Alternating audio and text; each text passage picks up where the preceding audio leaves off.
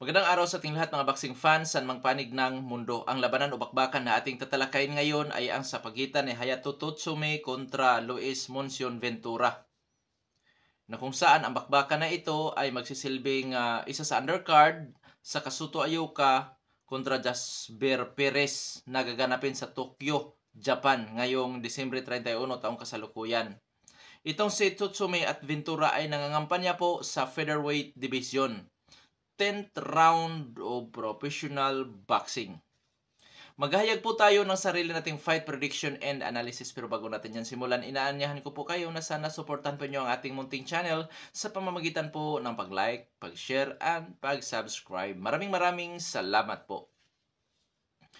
Mga kaibigan, alamin muna natin kung sino ang yamado at dihado sa bakbakan na ito. Una sa lahat, labanan ito ng undefeated. Sino kaya ang unang makalasap ng talo? Unahin natin ang sa panig ni Luis Muncion Ventura kung ano ba ang mayroon sa boksingirong ito. Itong si Luis Muncion Ventura ay may impresibong kartada, 11 wins with 9 wins coming by way of knockout, undefeated, may edad 25 anyos. Pagdating po sa height, wala po sa kanyang record, pero sa estimate ko, nasa mga 5'8 ito. Kung sala ako sa 5'8, hindi naman ito bumababa sa 5'6. Ganon. Ang stance nito ay orthodox, knockout ratio 81%. Huling lumaban naman, itong si Muncion Ventura, Agosto 5, 2023. Nakalaban niya ang veteranong boksingero na si Manuel Gonzalez.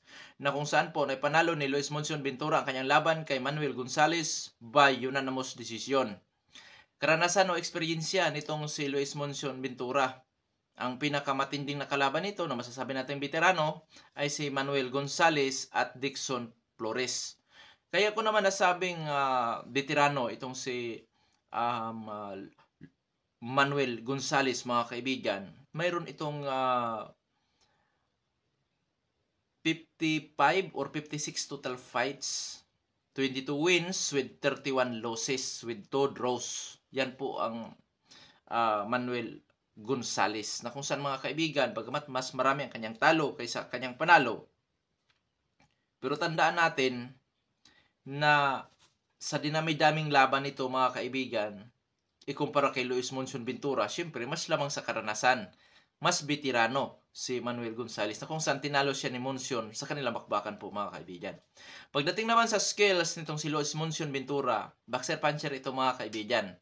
Pressure fighter style, which is malimit niya yung ginagawa, willing sa brulan o tututo na bakbakan. May defensive style, which is back pedal, tapos kuma-counter or may counter punching ability din itong si Luis Muncion Ventura. Kaya ko nasabi na ito po ay isang boxer puncher.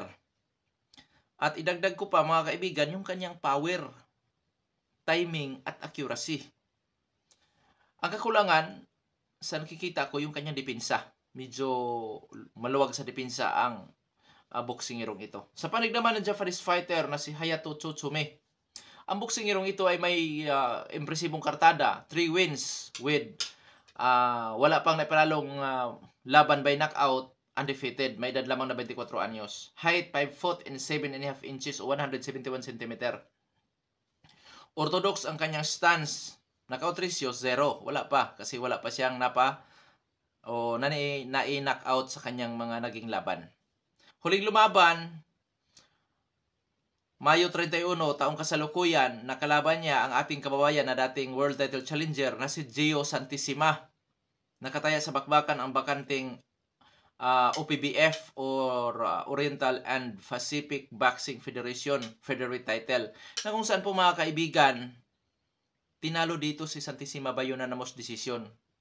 Para po sa mga boxing fans na hindi ganong kilala itong si Santissima, which is imposible naman yun, knockout artist si Santissima. Mataas ang knockout ratio ni Santissima. Ikumpara kay Hayato, mga kaibigan, syempre, mas yamado si Santissima doon, mas eksperensyado si Santissima ikumpara kay Hayato Tsutsumi. Pero tinalo siya ni Tsutsumi sa pamamagitan po ng unanimous decision. Idagdag natin na kung saan, mga kaibigan, mga di-kalibre ang nakalabang boksingero nitong si Hayato Tsutsumi na ating mga kababayan. 3 Pilipino ang kinalaban pa lamang nito. Gio Santissima, which is nangunguna sa lahat dahil dating world title challenger. si Jan Jimeno na kung saan napapalaban dati kay Emmanuel Navarrete at Chugchog na Yambayar. Idagdag pa natin si Piti Apolinar, mga kaibigan, na kung saan di kalibre mga boksingero po yan. Bagamat itong si Jan Jimeno maraming talo, pero hindi dapat magkumpiyansa ang kahit sinong makalaban yan dahil may pamatay na suntok din ng mga kaibigan. Pagdating naman sa skills nitong sa Hayato Tsutsumi, boxer puncher din po, mga kaibigan. Ang kaibahan lamang nito, defensive style ang malimit na ginagawa at kumakounter. Lumalaban din sa tututo na bakbakan, may pressure fighter style din. Taglay ang footwork na kung saan, mga kaibigan, ginagamit niya ang ring, in and out movement, na kung saan taglay din nitong si Hayato Tsutsumi ang hand speed, timing at accuracy. Bagamat hindi pa ito nakapagpa-knock out, mga kaibigan, pero tandaan natin, mga dekalibreng boksingero ang kinalaban. Kaya, dadako na tayo sa ating comparison. Pagdating sa paramihan ng laban sa professional fights, lamang si Monsieur Ventura, which is naka 11 fights na ito, mga kaibigan. Pagdating sa edad, parehong papasok sa prime. Height and disadvantage, mga kaibigan, hindi ko sila mapagkumpara dahil hindi ako piho kung ano ba talaga ang tunay na height nitong si Luis Monsieur Ventura. Pero hindi siguro nagkakalayo, mga kaibigan.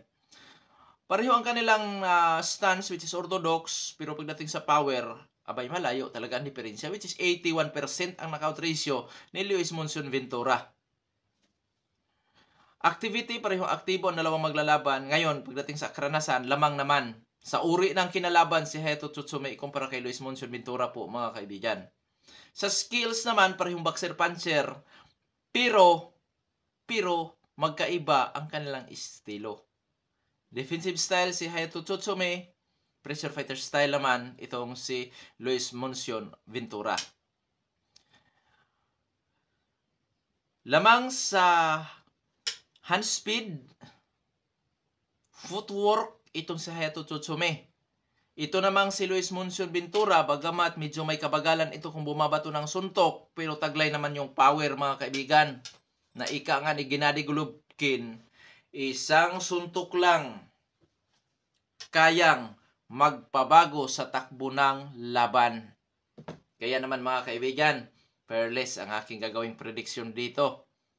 Dahil hindi ito basta-bastang laban. Ang isa lamang sa skills, ang isa naman lamang sa power. So, power versus skills yan. Bagamat parang boxer puncher, mga kaibigan, pero may nakita akong style ni Hayato na nakakalamang. Pero sa power, walang duda, si Luis Monsieur Ventura po ang may mataas talaga na knockout ratio. Kaya fearless ang ating gagawing prediction dito. My fearless prediction, Hayato Tsutsumi by split or unanimous decision. Pero hindi ko po sa walang bahala na makagawa ng knockout sa kaunang pagkakataon itong si Hayato Tsutsumi. Bakit? 10th round of professional boxing ito. Matagal na laban yan, mga kaibigan, na kung saan knockout artist itong si Luis Monsieur Ventura. Hindi ito sanay sa pangmatagalang laban. Dahil 3 pa po lamang ang umabot sa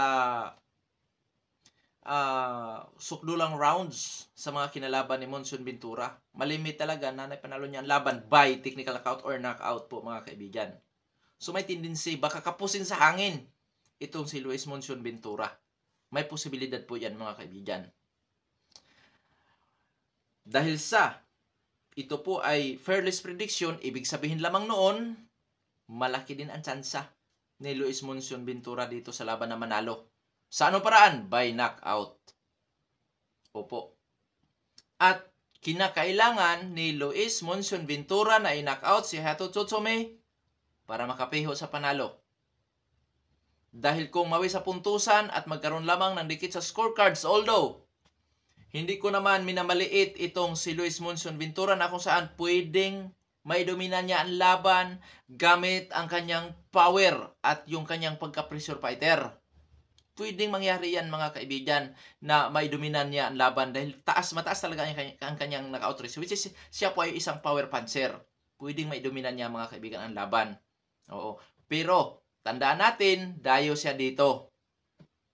Anong ibig kong sabihin?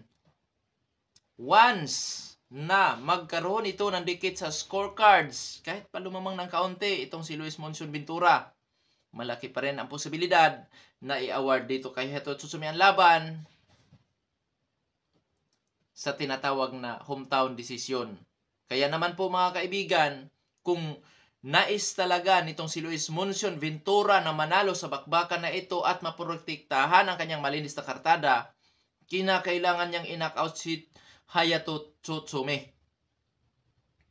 O kung di man, kailangan i-dominan niya. Kailangan niyang magtrabaho ng husto para makalamang sa puntusan, mga kaibigan. Bagamat mataas ang kanyang knockout ratio, pero tandaan natin, sa skills nitong si Hayato Tsutsumi na kung saan hindi umubra si Gio Santissima, delikadong matalo. Pati sa puntusan, yun nga, itong si Luis Monson Ventura.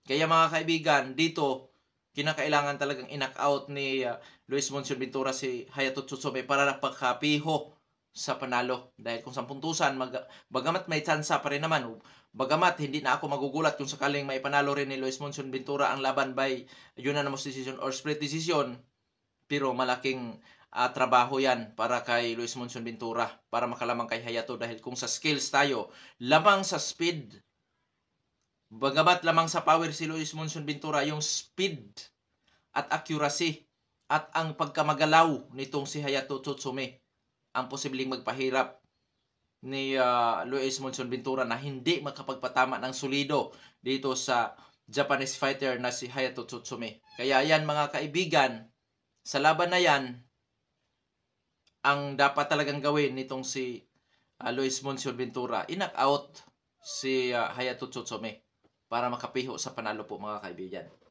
Kaya hanggang dito na lamang. Ito Pandong Sports PH. Maraming salamat po.